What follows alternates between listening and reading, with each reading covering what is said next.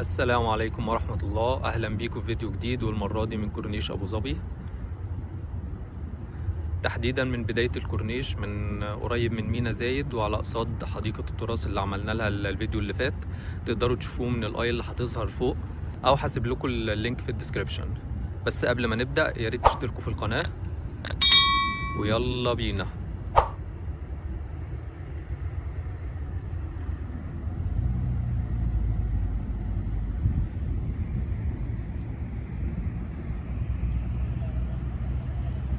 ودي بداية الكورنيش، في أماكن للجلوس وفي سكوتر، طبعا تقدر تأجر سكوتر تتمشى بيه على الكورنيش وترجعه أو تسيبه مكانه حسب الوقت اللي انت محدده.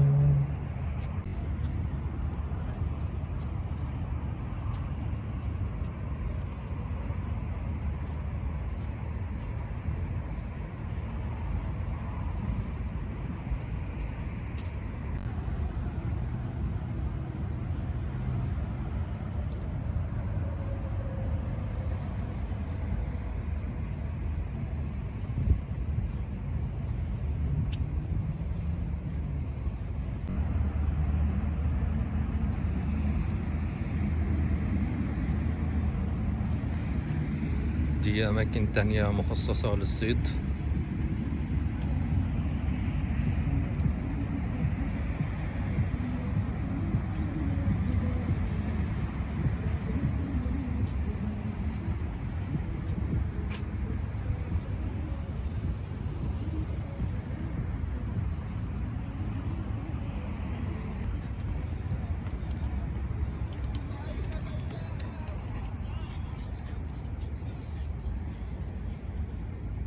دي أماكن الصيد،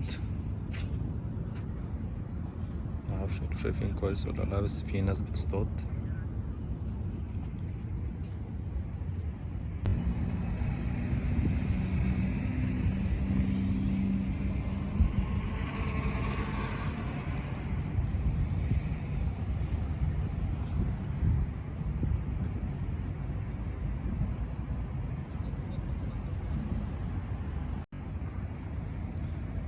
اي وقت وانت بتتمشى حسيت ان انت تعبت هتلاقي كل مسافة كده بتلاقي فيه سكوتر موجود، تقدر ان انت تستخدمه عن طريق الابليكيشن الخاص بيهم. ده نفق، ده نفق للمشاة. ودي منطقة صيد تانية مش واضحة في التصوير.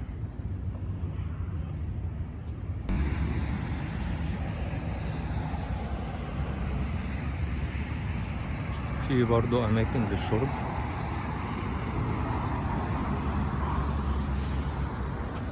في مية للشرب،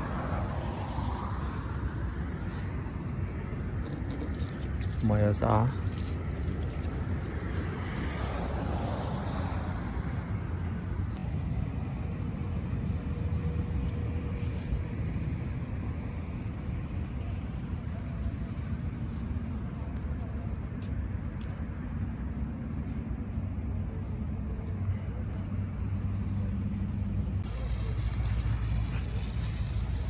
دي أماكن تانية للصيد برضو.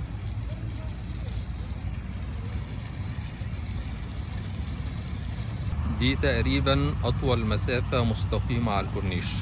لو أخدتوا بالكوا احنا يعني في منحنيات كتير في الكورنيش، فدي تقريبا أطول مسافة مستقيمة على الكورنيش.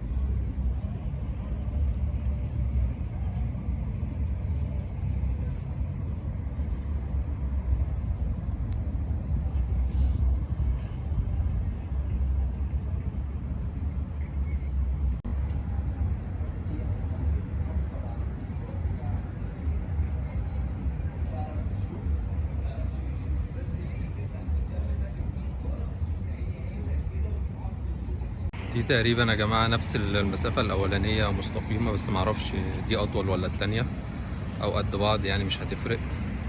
طبعا على طريق الكورنيش في كراسي كتير للجلوس. ده مكان صيد برضه.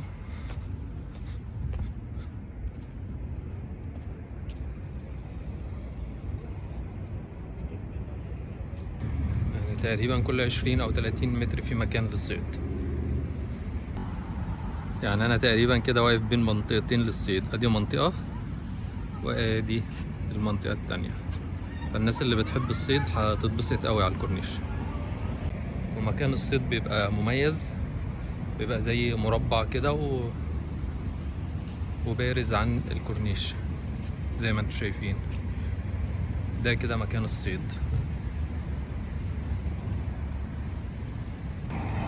وده مكان تاني لشرب المية.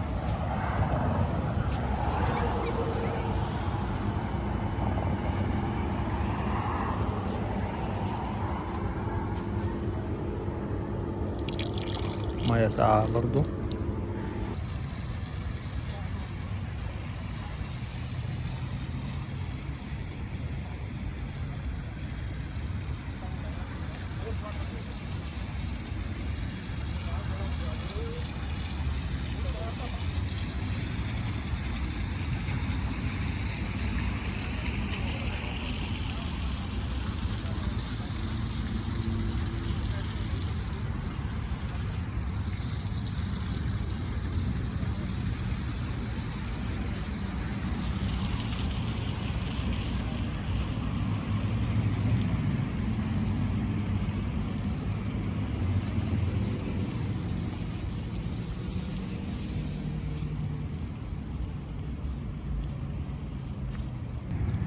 تقريبا كده وصلنا لتلات ارباع نهاية الكورنيش.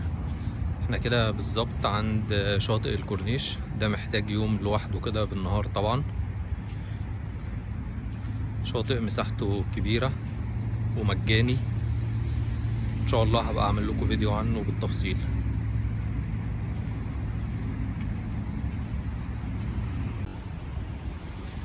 ده نهاية شاطئ الكورنيش. انا تقريبا بقالي اكتر من 10 دقايق ماشي على قصاد الشاطئ بس. فالشاطئ كبير جدا، وزي ما قلت لكم ان شاء الله هعمل له فيديو مخصوص لوحده واقول لكم الخدمات اللي فيه ايه.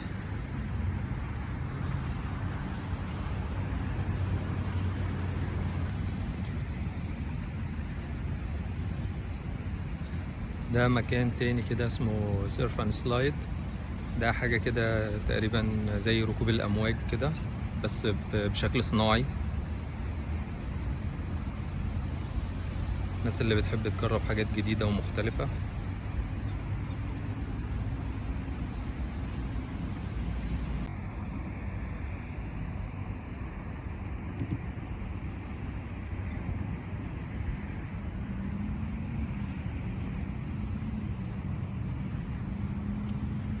دي أماكن للجلوس بس بشكل مختلف شوية، ممكن نكتشفها ونشوفها.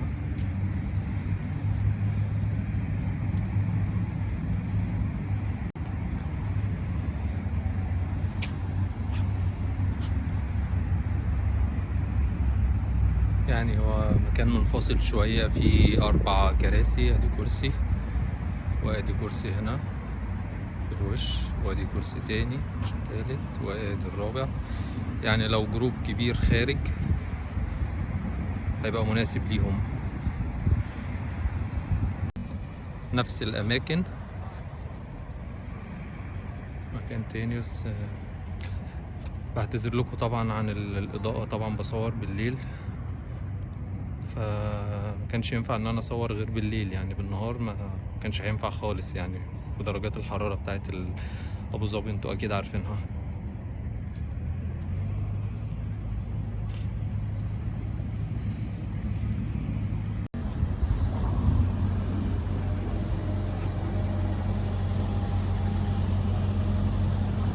التلاجات دي طبعا شغالة 24 ساعة اوتوماتيك.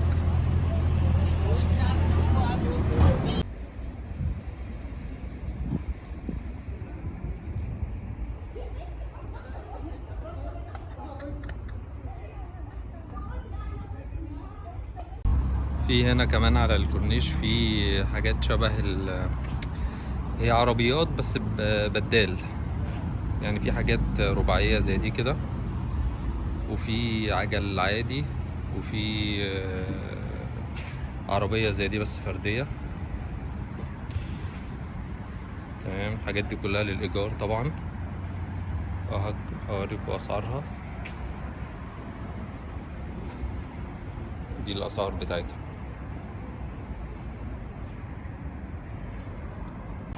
لو وصلت معايا لحد هنا في الفيديو، لو لسه ما عملتش اشتراك في القناة، يا ريت تشترك وتعمل لايك.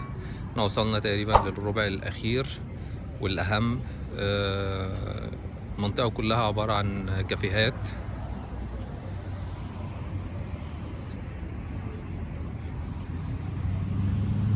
كافيهات كلها وقعدات أو الدور.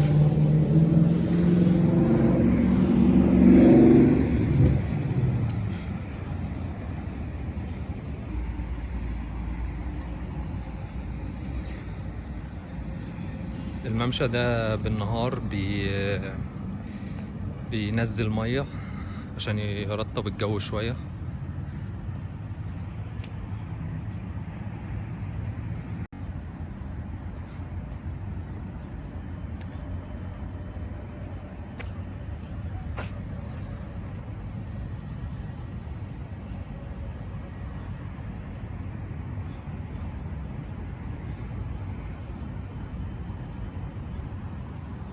المنطقة دي اسمها الساحل.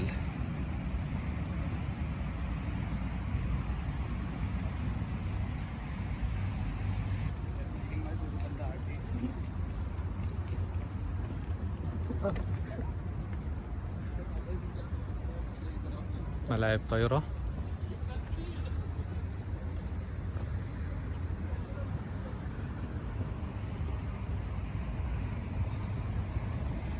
أماكن تانية لتأجير العجل والعربيات. وده مكان كبير فاضي كله كافيهات، حاجة شبه الفود كورت كده، بس طبعا معظمها قافل علشان يعني الساعة عدت 12 دلوقتي.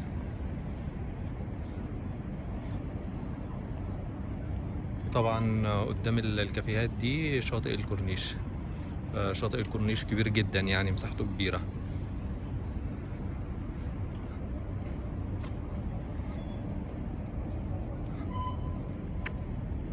يعني احنا بالظبط كده في منطقة الخلدية.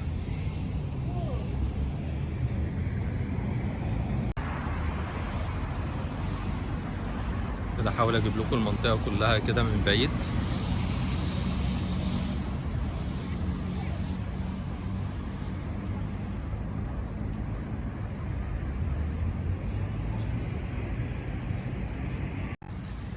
دي منطقة كيدز اريا للأطفال.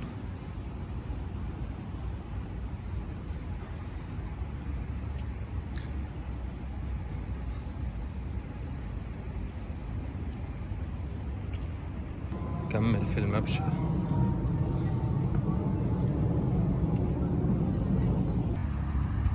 طبعا الطريق ده مخصص للدراجات فقط، بس في ناس بتمشي عليه برضو زي ما انا ماشي عليه يعني، بس الطريق ده اكتر يعني للدراجات والسكوتر. ده بطول الكورنيش.